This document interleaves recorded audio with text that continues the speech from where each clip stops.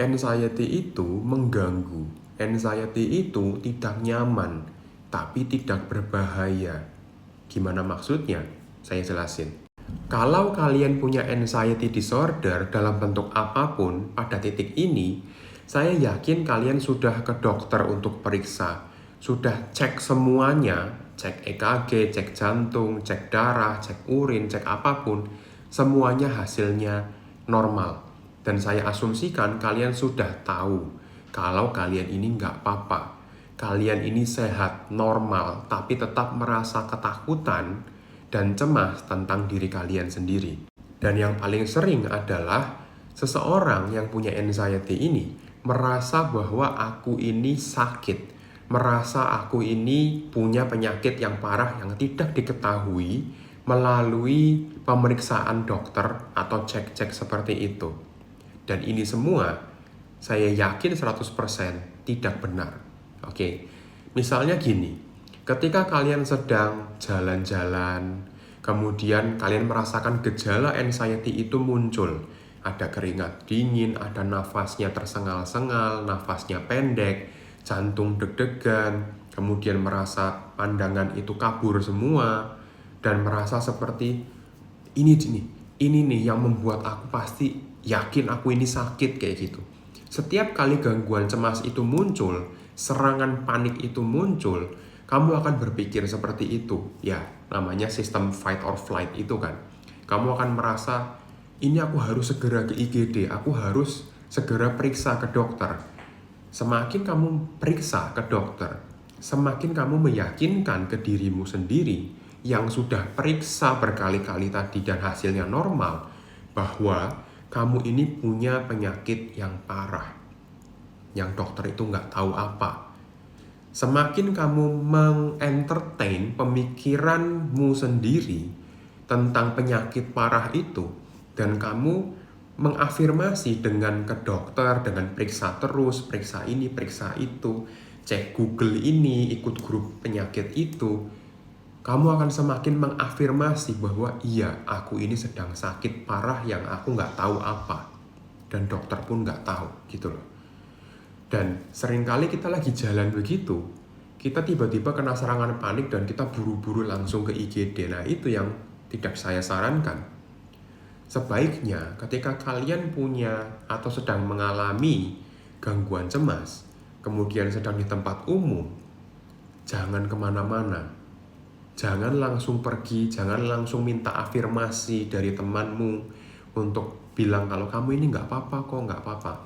Jangan, tapi duduk diam di situ, tarik nafas, ride the wave of anxiety.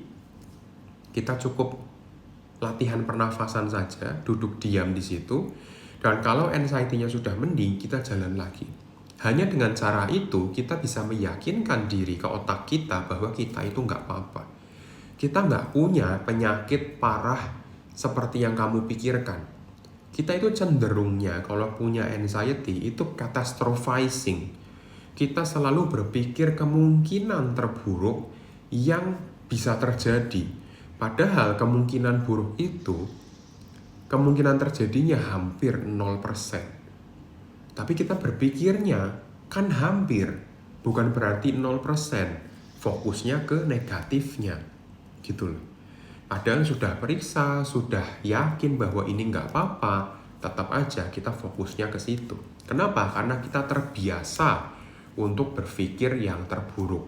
Kita terbiasa untuk ketika cemas itu muncul, kita langsung lari, langsung ke IGD, langsung ke dokter, langsung ini, langsung itu.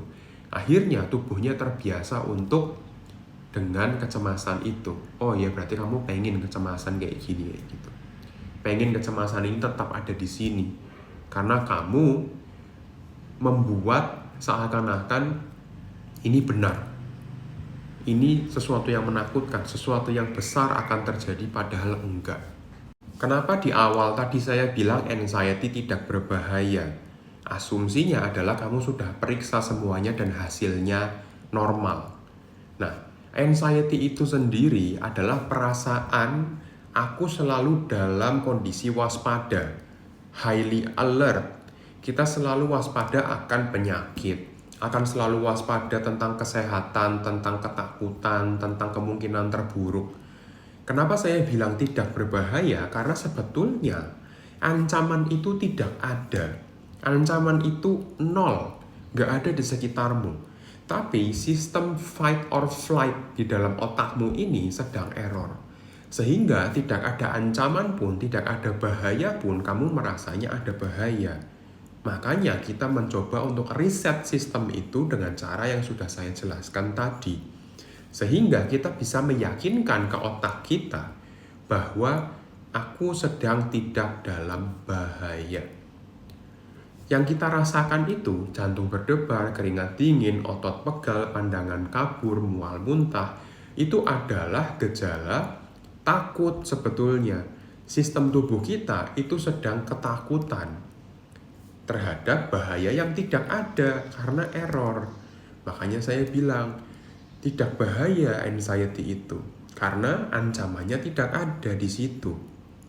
Kecuali ya kalau bahayanya nyata, kamu sedang dikejar harimau misalnya, itu bahaya yang nyata. Kalau kamu mengalami cemas, mengalami takut, mengalami tadi otot tegang, pandangan kabur, ya itu wajar karena di situ ada ancaman yang nyata. Tapi ini kan nggak ada.